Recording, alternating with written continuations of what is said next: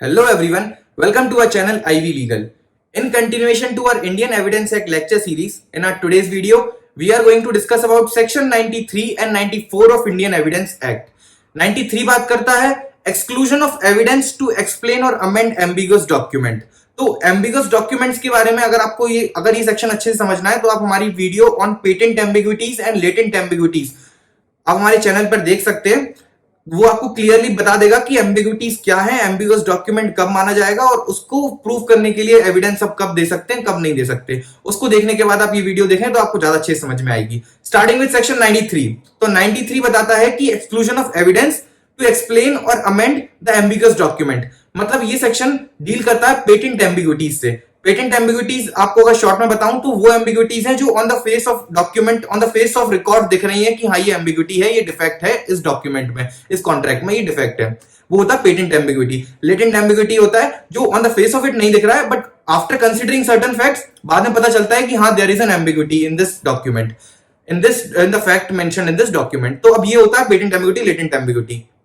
अब हम बात करते हैं इस सेक्शन की। तो ये सेक्शन बोलता है कि when the language used in the document is ambiguous or is defective, then in that case evidence cannot be given which would show the meaning of the document or which would supply its defects. तो basically अगर कोई document में patent ambiguity है, on the face of it अगर उसमें कुछ defect है, तो आप कोई एविडेंस, एक्सट्रिंसिक एविडेंस कोर्ट में नहीं दे सकते जो उस डिफेक्ट को सुधार दे या जो उस डॉक्यूमेंट के मीनिंग को समझा दे। For example, कि suppose A agrees in writing to sell a horse or sell a house to B, ठीक है, by mentioning that A will sell the house to B at 1 lakh rupees or 2 lakh rupees. The price here is not ascertained. The price here is not confirmed. The A is mentioning in the document that A will sell the property to B either at 1 lakh or at 2 lakhs. So the price is not sure. The party is not sure as to the price at which the property has to be sold to B. So in this case, since the ambiguity is patent, यहाँ on the face of record दिख रहा है कि हाँ वो clear नहीं है किस प्राइस पे वो बेचना चाहता है, तो जब वो उसी समय नहीं सुधार पाया तो अब कोई कोर्ट एक्सट्रिंसिक एविडेंस अलाउ नहीं करेगा टू सप्लाई द डिफेक्ट या टू प्रूव कि उस समय ए क्या चाह रहा था, उस समय ए कितने रुपए में बेचना चाह रहा था। इस चीज का कोई एविडेंस कोर्ट अलाउ नहीं करेगा। क्यों? क्योंकि यहाँ पर रैशनल ये फॉलो करता है कोर्ट कि अगर वो इतना एम्बिगुअस डॉक्यूमेंट है, उसमें इतने डिफेक्ट हैं जो on the face of it दिख रहे हैं कि हाँ ये एम्बिगुअस है, तो ए को उसी समय सुधार लेना चाहिए था।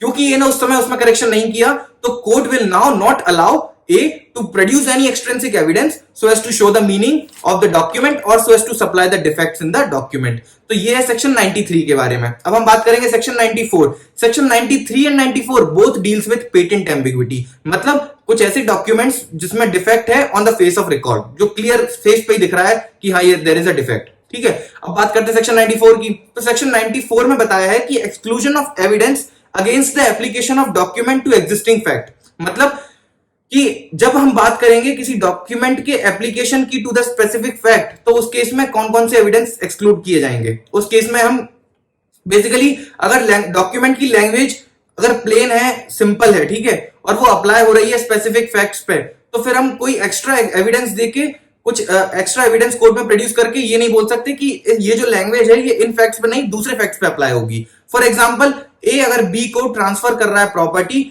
Of 100 bighas situated at Bangalore, ठीक है, अब यहां पर हम एविडेंस ये नहीं दे सकते कोर्ट में ये बोलते हुए कि नहीं, ए जो प्रॉपर्टी ट्रांसफर कर रहा है 100 बीघास की to be is not the one which is situated at Bangalore, it is the one which is situated at Calcutta.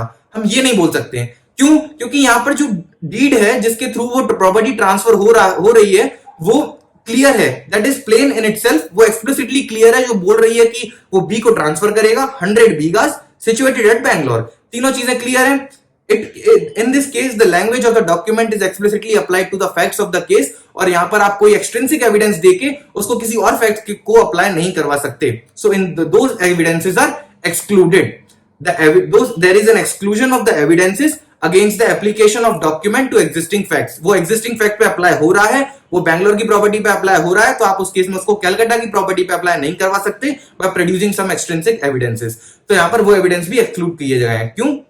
क्योंकि यहां पर आप अननेसेसरी एम्बिग्यूटीज में क्रिएट नहीं कर सकते जो डॉक्यूमेंट प्लेन इन इटसेल्फ है। तो this was all about section 93 and 94, जहां हमने बात करी पेटेंट एम्बिग्यूटी की, उसको रेक्टिफाई कैसे कर सकते हैं, उसको कैसे नहीं कर सकते, अगर वो कुछ एम्बिग्यूटी है तो कोर्ट एक्सट्रिंसिक एविडेंस कंसीडर नहीं करेगा। This is something which we have seen in patent ambiguity. अब हम अगली वीडियो में बात करेंगे लेटेंट एम्बिग्यूटीज की, जो डिस्कस्ड है section 94, 95, sorry section 95, 96, 97, 98। Till the time, bye bye, take care। आपको वीडियो पसंद आई है, then hit the bell icon for regular updates and subscribe our channel. Goodbye, thank you।